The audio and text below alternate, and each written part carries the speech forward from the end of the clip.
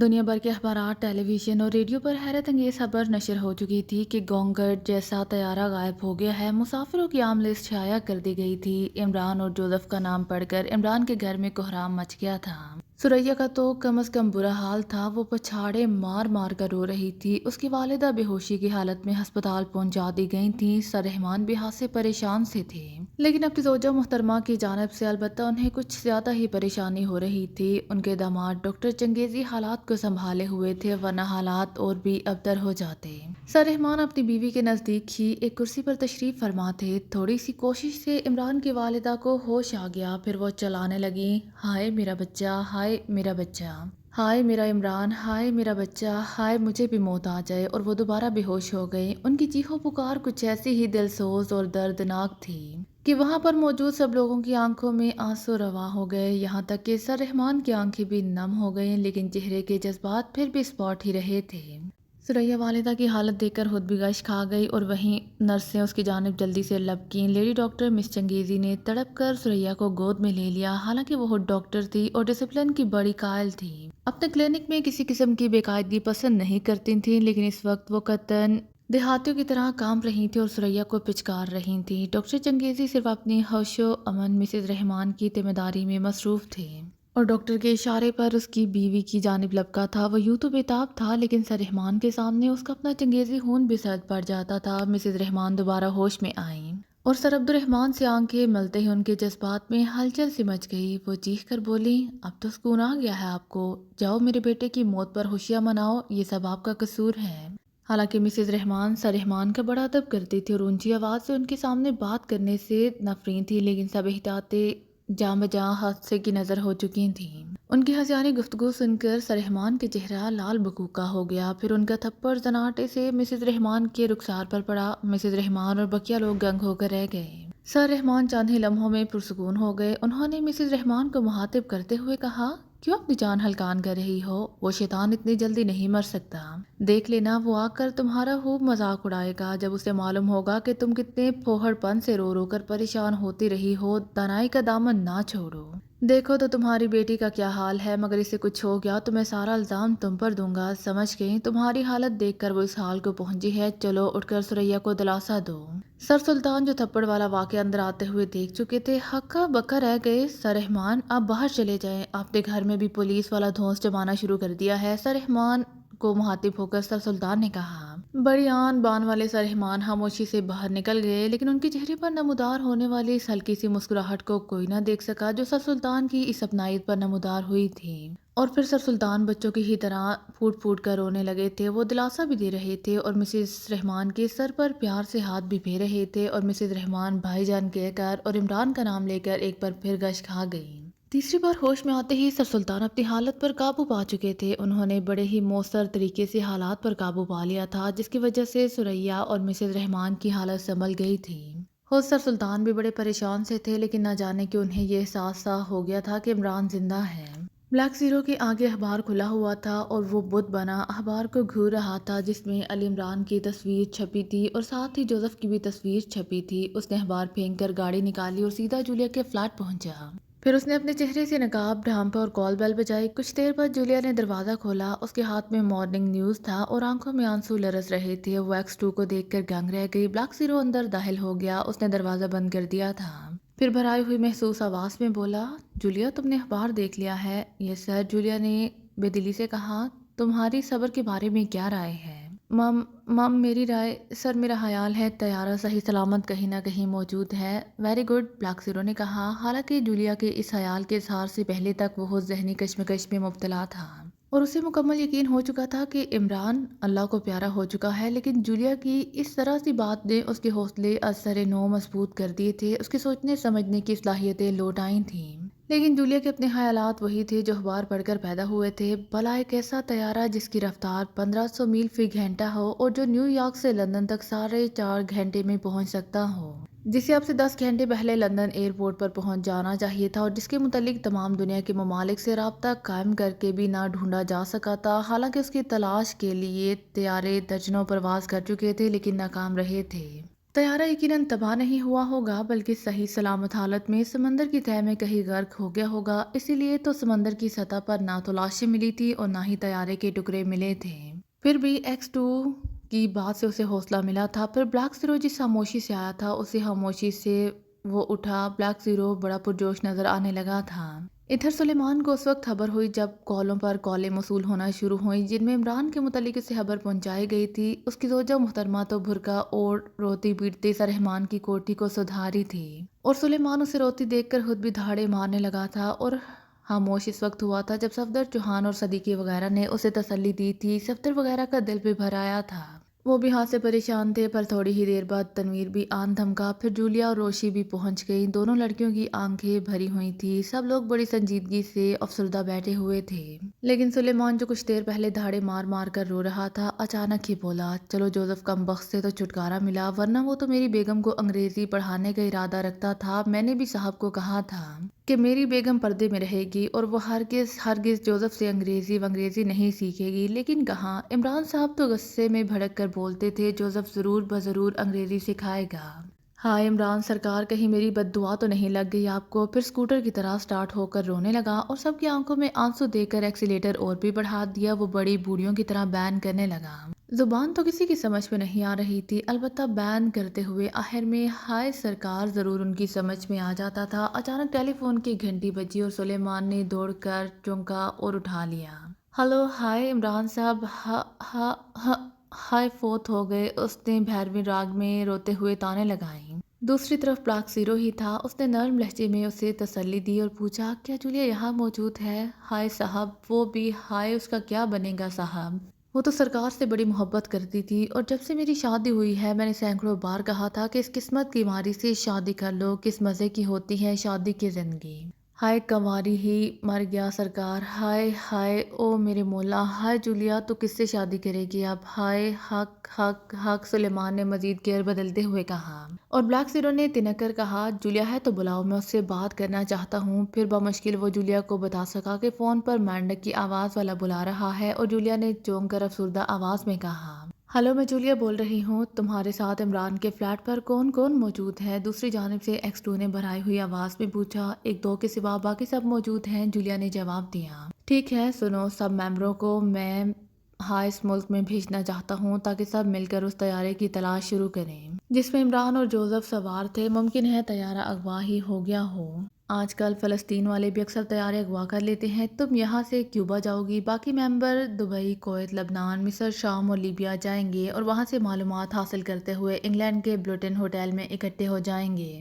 میں سیدھا لندن جاؤں گا اور سب ساتھیوں کا وہاں انتظار کروں گا۔ اگر کسی کو کوئی بات معلوم ہوئی تو بلٹن ہوٹل کی ایڈریس پر مجھے کیبل دے۔ اگر تمہیں کیوبا میں ناکامی کا سامنا کرنا پڑا تو تم سیدھی نیو یارک جاؤ گی، میں تمہیں وہاں کی سفیروں کے نام خطوط دے دوں گا جو وزارت خارجہ کی جانب سے ہوں گے۔ تمہیں کسی قسم کی دشواری کا سامنا نہیں کرنا پڑے گا۔ ٹھیک 1 گھنٹے بعد تم لوگوں کو دانش منزل پہنچنا ہوگا، بلیک زیرو نے تفصیل سے کہا۔ جولیا نے فوری طور پر احکامات جاری کیے اور سب سلیمان کو پرسہ دے کر چلے گئے۔ ٹھیک 1 گھنٹے بعد وہ سب دانش منزل میں موجود تھے، وہاں سے انہیں مختلف ممالک کے سفارت خانوں کے لیے خطوط دیے گئے اور وہ مختلف فلائٹوں کے ذریعے اپنے مشن پر روانہ ہو گئے۔ بلیک زیرو خود بھی لفٹھانسا ایئر لائن کے جمبو جیٹ میں سوار ہو کر لندن کے لیے روانہ ہو گیا تھا۔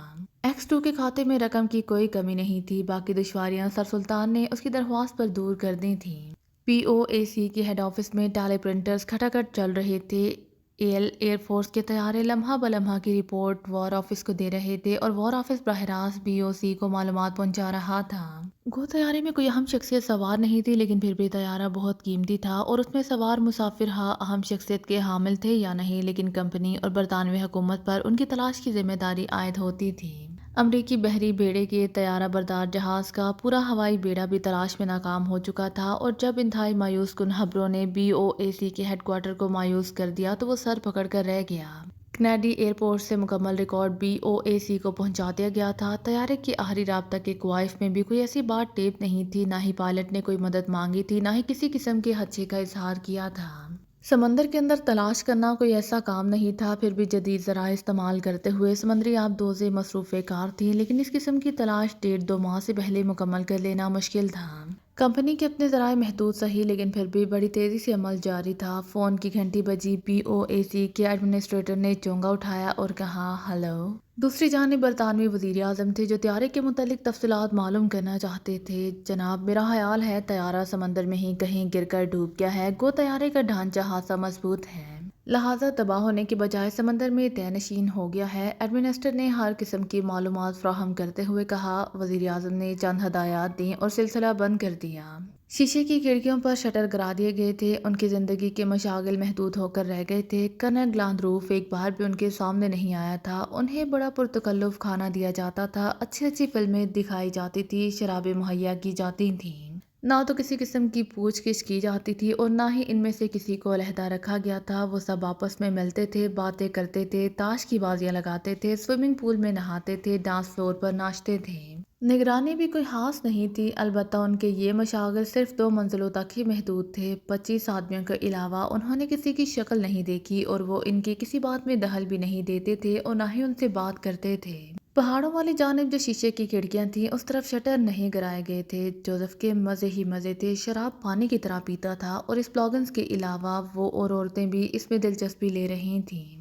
دوسری جانب عمران بھی لیلا فہد سے پیچھا چھڑانے میں ناکام ہو چکا تھا۔ وہ اس کی زیادتیوں کو بھی ہندہ پیشانی سے معاف کر دیتی تھی۔ ایک لبنانی ایئر ہوسٹس بھی اس کے پیچھے ہاتھ دھو کر پڑ چکی تھی اور ان حالات میں وہ اچھا خاصا نکوبن بن چکا تھا۔ برطانوی ایجنٹ موریوں تو پرسکون تھا، لیکن اندر ہی اندر اس کی مصروفیات جاری تھی اور عمران اس کی مصروفیات کو بغور تکتا رہتا تھا۔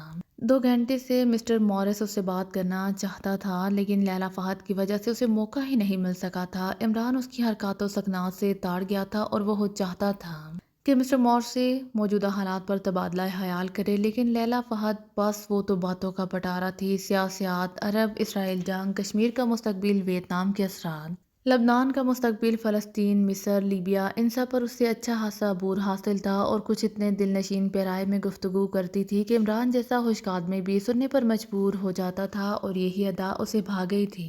اور لیلا فہد بھی خوش مزاج تھی، وہ قصداً عشقیہ گفتگو نہیں کرتی تھی، حالانکہ وہ اس کی محبت کے دلدل میں کندھوں تک دھنس چکی تھی۔ رات کو بھی وہ 11:30 بجے تک اس کے کیبن میں رہتی تھی۔ جوزف خود حیران تھا کہ عمران کس طرح اس خوبصورت بلا کو برداشت کر رہا تھا۔ اس کا حسن ہر کسی کو پہلی ہی نظر میں متاثر کرنے کی بھرپور اہلیت رکھتا تھا، ورنہ وہ مقابلہ حسن میں اول کیوں آتی۔ میک اپ سے بے نیاز چہرہ، لافانی حسن کا مالک تھی، لیکن عمران اس کی خوبصورتی سے زیادہ اس کی گفتگو سے متاثر تھا۔ پھر جب مسٹر مورسی سے رہا نہ گیا تو وہ ان کے قریب ہی پہنچ گیا۔ یہ کمرہ گیلری نما تھا جس کی کھڑکیوں سے سمندر پر پھیلائے ہوئے برف کے جزیرے یا دور بہت دور برفانی پہاڑوں کے ہلکے ہلکے نقوش دکھائی دیتے تھے۔ باہر کی سرد برفیلی ہواؤں سے بے نیاز یہ کمرہ اغوا ہونے والوں کی دلچسپی کا مرکز تھا۔ یہاں بیٹھ کر اور باہر جھانک کر انہیں قید اور تنہائی کی کوفت محسوس نہ ہوتی تھی۔ شاید آپ تنہائی میں کچھ باتیں کرنا پسند کریں گے، اچانک مسٹر مورسی عمران سے مخاطب ہوتا ہوا بولا۔ لیلا فہد عمران کا اشارہ سمجھ کر کشمکش میں مبتلا ہو گئی۔ وہ نہیں چاہتی تھی کہ اسے چھوڑ کر جائے، لیکن پھر اس نے اٹھ کر جانا ہی مناسب سمجھا۔ اس نے کل سے غسل نہیں کیا تھا، لہٰذا وہ اپنے کمرے میں نہانے کا لباس لینے چلی گئی۔ مسٹر مورسی آرام سے بیٹھ گیا۔ اس نے امریکن سگریٹوں کا پیکٹ نکالا اور عمران کو سگریٹ پیش کیا۔ عمران نے شکریہ کہتے ہوئے جیب سے چیونگم کا پیکٹ نکالا اور ایک پیس دانتوں تلے رکھ کر کچلنا شروع کر دیا۔ مسٹر مورسی سگریٹ نکال کر سلگایا اور عمران کی جانب جھکتا ہوا آہستہ آواز میں بولا، یہاں چاروں طرف ٹیلی ویژن کیمروں پر ہماری نقل و حرکت کی نگرانی ہو رہی ہے اور جگہ جگہ ریسیور نصب ہیں جو ہماری آوازیں کہیں اور پہنچا رہے ہیں۔ ظاہر ہے یہ ریسرچ اسٹیشن ہے اور یو ایس آر او اپنے شہریوں کو اسی طرح کی خفیہ نگرانی کرتے ہیں۔ عمران نے موسیقی لہجے میں کہا، نہیں مسٹر عمران، بات اتنی آسانی سے نظر انداز نہیں کی جا سکتی۔ تم جانتے ہو کہ میں کون ہوں۔ میری نظروں سے اس قسم کی تنصیبات کا چھپ جانا آسان بات ہے، لیکن یقین کرو اچانک ہی اگر یہ سسٹم دکھائی نہ دے جاتا تو مجھے قطعاً معلوم نہ ہو سکتا تھا کہ یہاں پر خفیہ آلات بھی نصب کیے گئے ہیں، اور یہ آلات کچھ اس قدر حساس قسم کے ہیں کہ ننھے منھے ہونے کے باوجود سرگوشیاں تک پکڑ لینے کی اہلیت رکھتے ہیں، اور یہی بات میری ذہنی الجھن کا سبب ہے، مسٹر مورسی نے کہا۔ عمران کے لیے یہ نیا انکشاف تھا۔ اسے خود بھی احساس نہیں ہو سکا تھا کہ یہاں کمروں میں رہنے والوں کی مصروفیات کی یوں نگرانی کی جاتی ہوگی۔ اسے شبہ تو ہوا تھا، لیکن اس کی دوربین نظریں کچھ بھی تلاش نہ کر سکیں۔ اسے یہ بھی اچنبھا تھا کہ برطانوی سیکرٹ سروس کے ایجنٹ کبھی دوسروں کے سامنے یوں نمایاں نہیں ہوا کرتے۔ اسے تو بس مسٹر مورسے اور مرنے والے ایجنٹ مسٹر جو پر شبہ تھا، لیکن مورسے اس پر ایک دم گھل گیا تھا۔ عمران سے رہا نہ گیا تو اس نے سوال داغ دیا، مسٹر مورسے، آخر تم نے میرے سامنے اپنی شخصیت کو بے نقاب کرنا کیوں پسند کیا؟ یہ جگہ تم لوگوں کے ضابطے کے خلاف ہے۔ مسٹر مورسے سوچ میں پڑ گیا، پھر اس نے سرگوشی کرتے ہوئے کہا، معاملات انتہائی نازک صورتحال اختیار کر گئے ہیں، اپنے آپ کو بے نقاب کیے بغیر چارہ بھی نہیں تھا۔ پھر تم مجھے پہچان بھی چکے ہو، دوسرا ہمارا محکمہ تمہاری شہرت سے واقف ہے، گو مجھے تم پر اعتماد نہیں کرنا چاہیے تھا، لیکن اعتماد کیے بغیر بات بھی نہیں بنتی۔ عمران حیرت سے اسے دیکھتا رہ گیا۔ مسٹر مورسے بہت ہی صاف کو معلوم ہوتا تھا، آخر تم کس قسم کی ذہنی کشمکش میں مبتلا ہو؟ عمران نے سوال کیا۔ بات دراصل یہ ہے کہ موجودہ واقعات میں ہم دونوں کے احساسات اور نظریات میں فرق ہے۔ تم فلسطین کی تنظیم آزادی کے حمایتی ہو اور میں نیوٹرل ہوں، نہ حامی ہوں اور نہ ہی مخالف۔ تمہارے ذہن میں یہ بات پختہ ہو چکی ہے کہ یہ لوگ قائدین ہیں، لیکن میرا معاملہ الٹ ہے۔ مجھے اس بات میں شبہ ہے کہ یہ قائدین نہیں ہیں، اگر ہوتے تو ان یہ بستہ فضاؤں میں آپ لوگوں کو آنے کے بجائے عرب کے ریگدار علاقوں میں جانا چاہیے تھا۔ دوسرے، کیا اتنے بڑے انتظامات والے ریسرچ اسٹیشن پر ان کے قبضے کو ممکن سمجھتے ہو؟ مسٹر مورسے نے سگریٹ کا کچھ لے کر اطمینان سے جواب دیا۔ یہ بات عمران کے دل میں بھی کھٹکنے لگی، واقعی یہ بات انوکھی تھی، فدائین لاکھ سر پٹکے، لیکن ریسرچ اسٹیشن پر ان کا قبضہ کر لینا کچھ عجیب سا لگتا تھا۔ عمران کے چہرے پر کشمکش کے آثار دیکھ کر مسٹر مورسے کے چہرے پر خوشی کے جذبات امڑ آئے۔ اس نے آگے جھکتے ہوئے کہا، بات یہی ہے کہ مجھے خطرہ مول لے کر تم پر اعتبار کرنا پڑ رہا ہے۔ البتہ میرا ساتھی زندہ ہوتا تو میں ہرگز تم پر اپنا بھید نہ کھولتا، لیکن ایک سے دو بلے ہوتے ہیں، بشرط یہ کہ تم میری بات پر اعتبار کر لو کہ یہ معاملہ انتہائی نازک ہے اور فدائین والا اسسٹنٹ پردے کی حیثیت رکھتا ہے جو اصل حالات کو چھپانے کے لیے استعمال کیا گیا ہے۔ میں عربی زبان سے اتنا بھی نہ بلد نہیں ہوں، لیکن شاید تم اچھی طرح بول سکتے ہو اور سمجھ سکتے ہو۔ کیا تمہیں ان کے لہجے میں کوئی خاص بات معلوم نہیں ہو سکی؟ مثلاً تلفظ کا فرق، جس طرح ہندوستانی انگریزی کے صحیح الفاظ صحیح تلفظ میں ادا نہیں کر سکتے۔ عمران کچھ دیر سوچتا رہا اور یہ بات بھی اس کے دل کو لگی، چاروں کا لہجہ واقعی 100% درست تھا، لیکن بعض الفاظ کے تلفظ صحیح نہیں تھے یا معمولی سا فرق تھا۔ مسٹر مورسے، اب ذرا اور کھل جاؤ، کیا اس طیارے میں کوئی اہم شخصیت سفر کر رہی تھی؟ عمران نے سنجیدگی سے پوچھا۔ نہیں، ایسی کوئی بات نہیں، بس عام قسم کے مسافر تھے، ان میں کوئی بھی اہم شخصیت نہیں تھی۔ مسٹر مورسے نے فوراً ہی جواب دیا، تو پھر تمہاری طیارے میں موجودگی کو کس خانے میں فٹ کروں؟ عمران نے چیونگم چباتے ہوئے پوچھا۔ مسٹر مورسے مسکرا دیا، پھر اس نے دھواں اگلتے ہوئے کہا، بات دراصل یہ ہے کہ یہ پہلی باقاعدہ پرواز تھی۔ ایئر کمپنی نے خصوصاً حکومت سے اپیل کی تھی کہ سفر میں 2 ایجنٹ حفاظتی انتظامات کے لیے لازمی موجود ہونے چاہئیں۔ وجوہات کا مجھے بھی علم نہیں، ممکن ہے تجارتی نقطہ نظر سے کوئی اہم بات رہی ہو جس کی وجہ سے ہمیں بھیجا گیا تھا۔ ہم سب مسافروں میں کوئی غائب تو نہیں؟ عمران نے کچھ سوچتے ہوئے کہا، سب موجود ہیں، کوئی فرد غائب نہیں ہے، ایجنٹ نے جواب دیا۔ تمہارے پاس کوئی ٹرانسمیٹر بھی ہے؟ عمران نے اچانک ہی سوال کیا۔ تم پر اعتبار کر رہا ہوں، میرے پاس ٹرانسمیٹر تو ہے، لیکن اس کے ذریعے 500 میل سے زیادہ دور تک پیغامات پہنچانا ناممکن ہے۔ مسٹر مورسے نے کچھ سوچنے کے بعد کہا، کام بن گیا ہے، تمہیں معلوم ہے کہ رات کو پیغامات دور تک پہنچائے جا سکتے ہیں؟ عمران نے خوشی سے اچھلتے ہوئے کہا، ہاں مجھے معلوم ہے، لیکن پھر بھی لندن تک ہمارا پیغام نہیں سنا جا سکے گا۔ مسٹر مورسے نے جواب دیا، ہم کوشش تو کر سکتے ہیں۔ عمران نے پر امید نظروں سے دیکھتے ہوئے کہا، میں کوشش کر چکا ہوں، گزشتہ رات وقفے سے میں کوشش کرتا رہا ہوں، لیکن رابطہ قائم نہیں ہو سکا، حالانکہ میں نے سیلوں کی بجائے الیکٹرک استعمال کی تھی۔ اور اب مجھے بتاؤ، تم کس حد تک میری باتوں سے مطمئن ہوئے ہو؟ کیا میں امید کروں کہ تم میرے ساتھ مل کر کام کرنا پسند کرو گے؟ مسٹر مورسے نے عمران سے پوچھا۔ عمران کچھ دیر سوچتا رہا، پھر اس کی ریڈی میڈ کھوپڑی میں کوئی پروگرام مرتب ہو گیا۔ اس نے اسپاٹ لہجے میں جواب دیا، مسٹر مورسے، فی الحال میرا جواب نہ نفی میں ہے اور نہ ہاں میں۔ میری طرف سے تمہیں فکر مند بھی نہیں ہونا چاہیے، میں تمہارا راز فاش نہیں کروں گا، البتہ ہاں ہاں مسٹر عمران، خاموش کیوں ہو گئے ہو؟ بولو، مسٹر مورسے نے تجسس بھرے لہجے میں کہا۔ آج شام کو بتاؤں گا، اگر تمہارے خیالات کچھ حقیقت رکھتے ہیں تو آج شام پتہ چل جائے گا، اور اب 9 2 11 ہو جاؤ۔ عمران نے کہا، اوکے مسٹر عمران، لیکن ایک بات تو بتاؤ، کیا تم باہر نکل کر کچھ معلوم کرنا چاہو گے؟ اگر یہ بات تمہارے ذہن میں ہے تو اسے ذہن سے نکال دو، میں ایسی کوشش کر چکا ہوں، وہ لوگ بڑے چوکس ہیں، رات میں نے ڈیک پر جانے کی کوشش کی تھی لیکن ناکام ہی رہا تھا، وہ سختی سے میرے درمیان حائل ہو گئے تھے۔ اب بتاؤ تمہارے ذہن میں کیا تجویز ہے؟ مسٹر مورسے نے پوچھا۔ یار تم بڑے احمق ہو، ارے میں تمہارا خون پی جاؤں گا اگر تم نے دوبارہ لیلا فہد کی جانب پیار بھری نظروں سے دیکھا، دفع ہو جاؤ ورنہ میں تمہاری بتیسی توڑ دوں گا، تم اپنے آپ کو کیا ہی سمجھتے ہو؟ اس دوست میں نہ رہنا کہ تم انگریز ہو۔ عمران نے اچانک ہی حلق پھاڑ کر کہا، مسٹر عمران تمہیں کیا ہو گیا ہے؟ مسٹر مورسے گڑبڑا گیا۔ ایسی کی تیسی مسٹر عمران کی اور ساتھ تمہاری بھی، ہم مشرقی فدائین کے خلاف کچھ سننا پسند نہیں کرتے، وہ ہمارے بھائی ہیں، ہمارے ہم مذہب ہیں، سمجھے، اب دفان ہو جاؤ۔ عمران نے مسٹر مورسے کو کھا جانے والی نظروں سے گھورتے ہوئے کہا، اور مسٹر مورسے نے وہاں سے اٹھ جانے میں ہی عافیت سمجھی۔ وہ دل ہی دل میں سوچ رہا تھا کہ میں نے اس بیوقوف مشرقی پر یوں ہی اعتبار کر لیا، یہ گدھا تو فدائین کا خود فدائی ہے۔ جوزف اپنے کیبن میں تھا اور تھوڑی ہی دیر قبل وہ مس بلاگن سے پیچھا چھڑا کر آیا تھا۔ دروازے پر دستک ہوئی، جوزف نے دروازہ کھولا اور عمران دندناتا ہوا اندر داخل ہوا۔ کہو بیٹے، عشق کن مراحل سے گزر رہا ہے؟ شکر ہے باس، آپ نے مجھے اس قابل تو سمجھا، ورنہ میں تو کٹی پتنگ بنا پھر رہا تھا۔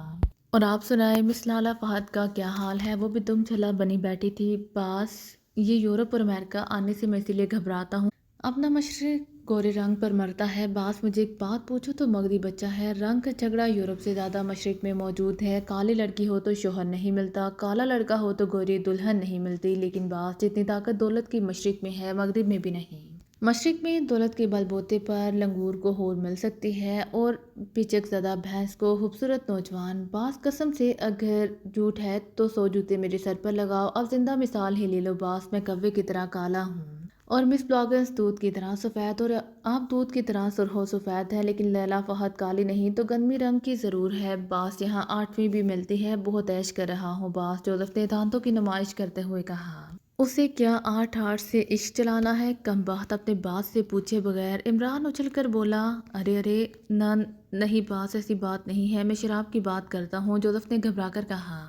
اچھا بکواس بند کرو، تجھے کام کرنا ہوگا، عمران نے کہا۔ کام باس، کام کیے بغیر تو میرے جسم کا مصرف ہی ختم ہو جاتا ہے، جوزف دانت نکالتا ہوا بولا۔ کام بتاؤ باس، مجھے کیا کرنا ہوگا؟